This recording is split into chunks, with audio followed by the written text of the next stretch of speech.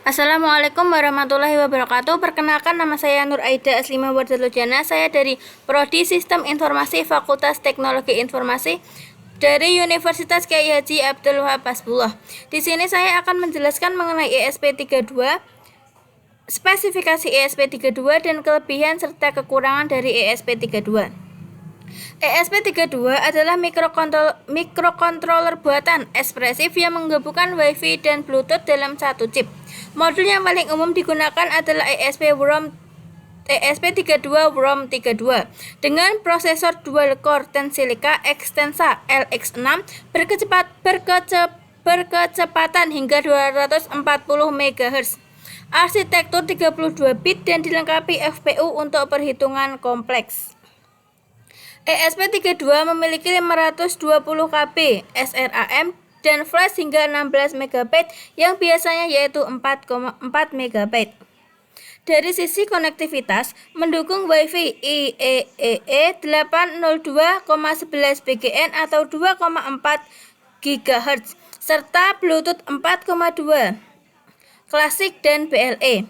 Konsumsi dayanya efisien dengan tegangan kerja 3-3,6 volt dan mendukung mode hemat daya seperti deep sleep. Tersedia sekitar 30 pin GPIO multifungsi yang mendukung ADC, DAC, PWM, SPI, I2C, I²C, UART, I²S dan sensor sentuh kapasitas hingga 10 kanal. Selain itu, ESP32 memiliki fitur keamanan hardware AES, SHA, RSA, ECC, RTC internal serta sensor suhu dan hal efek.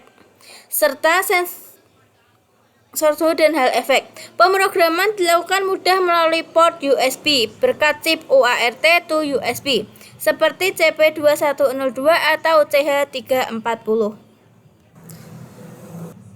Selanjutnya yaitu pin-pin yang terdapat di ESP32, yaitu yang pertama pin daya dan reset.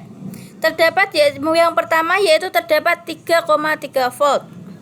Ini yang digunakan untuk memberikan daya sebesar 3,3 volt pada sensor atau modul eksternal seperti DHT11, OLD dan modul Bluetooth tambahan. Pin VIN atau 5 volt. Sebelah sini berfungsi sebagai sumber daya masuk dari adaptor atau power bank untuk menyalakan ESP32. Pin GND, yang saya yaitu GND di sini, dan di sini merupakan jalur ground atau negatif yang harus dihubungkan ke ground semua komponen yang digunakan. Sedangkan pin EN sebelah sini digunakan untuk mereset atau menghidupkan ulang mikrokontroler. Jika ditekan ke low, maka ESP akan terrestart. Yang selanjutnya yaitu pin input atau output umum.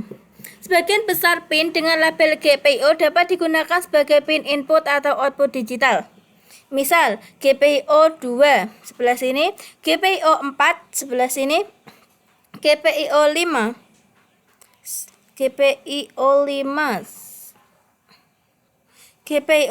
sebelah sini, GPIO 13 sebelah sini, GPIO 14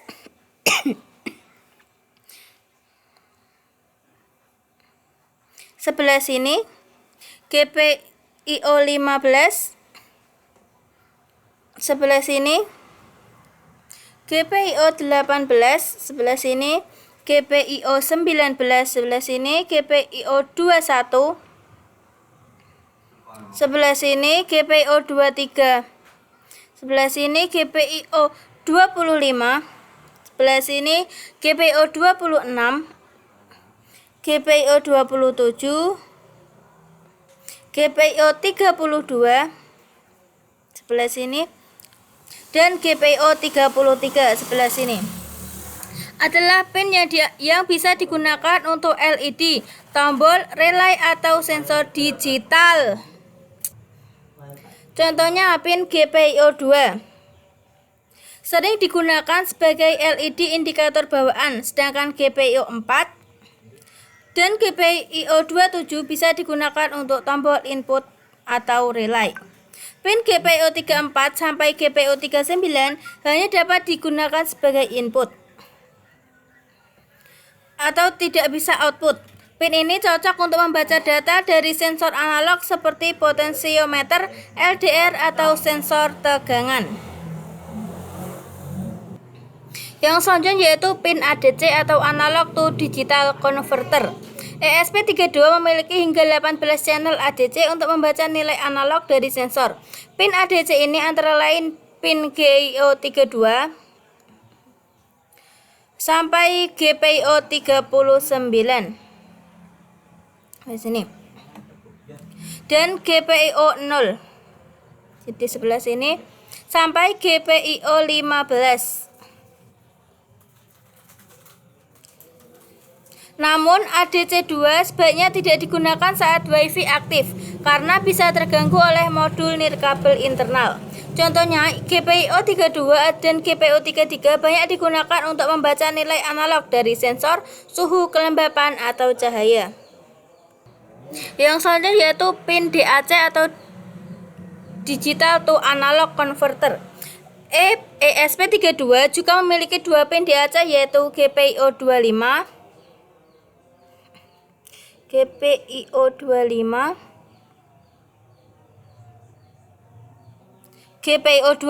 dan GPIO 26.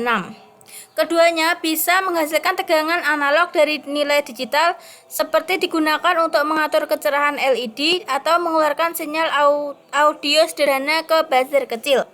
Yang selanjutnya yaitu pin PWM atau pulse width modulation. Hampir semua pin GPIO bisa menghasilkan sinyal PWM untuk mengatur tingkat tegangan secara digital. PWM digunakan untuk mengatur kecepatan motor DC, mengatur kecerahan LED, atau mengontrol servo. Yang selanjutnya yaitu pin komunikasi.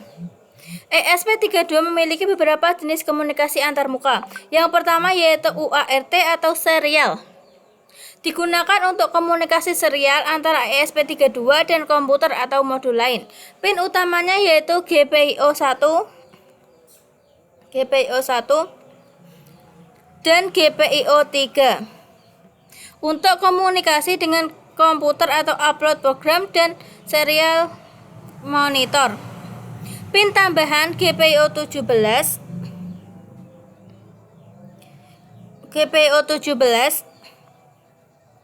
dan GPIO 16 bisa digunakan untuk modul lain seperti GPS atau Bluetooth eksternal. Yang selanjutnya yaitu I2C atau Integrated Circuit. Digunakan untuk berkomunikasi dengan sensor seperti OLED, MPU 6050 atau RTC. Secara default, pin GPIO 21 di sebelah sini sebagai jalur data dan GPIO 22 sebagai jalur clock. Yang selanjutnya yaitu SPI, Serial Peripheral Interface. Digunakan untuk komunikasi cepat dengan perangkat seperti layar TFT, kartu SD, atau sensor jarak. Pin standar yaitu GPIO 18 sebagai clock, GPIO 19 sebagai input data, GPIO 23 sebagai output data, dan GPIO 5 sebagai chip select. Sebelah sini. Yang selanjutnya yaitu pin touch sensor atau sentuhan kapasitif. ESP32 memiliki hingga 10 pin sentuh kapasitif yang dapat mendeteksi sentuhan jari tanpa tombol fisik. Pin sentuh tersebut adalah GPIO 0, GPIO 2, GPIO 4, GPIO 12, GPIO 12, GPIO 12, GPIO 13, GPIO 14, GPIO 15 di sebelah sini,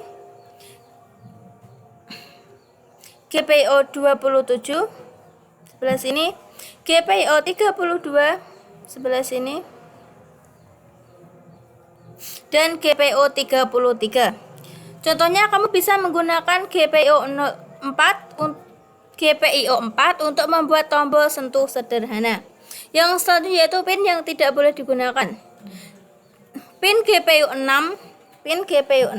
sampai pin GPIO 11 terhubung langsung ke memori flash internal ESP32 yang menyimpan program. Pin-pin ini tidak boleh digunakan untuk sensor atau output karena dapat menyebabkan ESP32 gagal boot atau rusak. Pin tersebut antara lain GPIO 6, GPIO 7, GPIO 8, GPIO 9, GPIO 10, dan GPIO 11. Yang selanjutnya yaitu pin khusus booting. Beberapa pin ini digunakan oleh sistem saat proses startup atau boot, yaitu GPIO 0, sebelah sini, GPIO 2, GPIO 12, GPIO 15.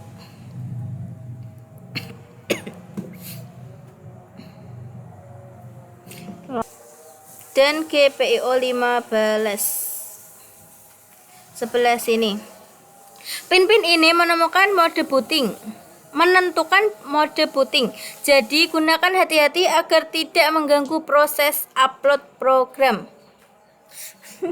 GPIO 0 harus slow saat proses upload program melalui USB.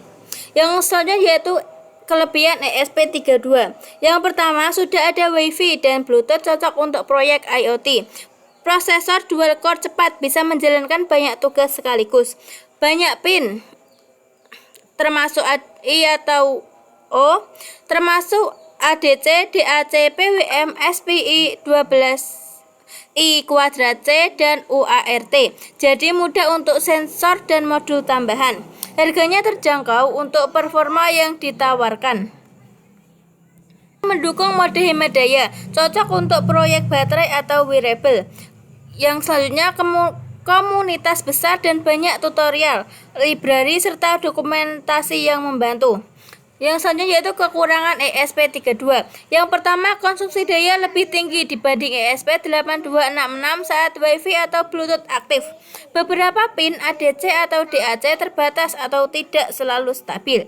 Pengaturan dual core, Wi-Fi, dan Bluetooth agak kompleks untuk pemula. Modulnya lebih besar, kurang cocok untuk proyek yang sangat kecil. Pin hanya aman untuk 3,3 volt. Tegangan lebih tinggi bisa merusak modul.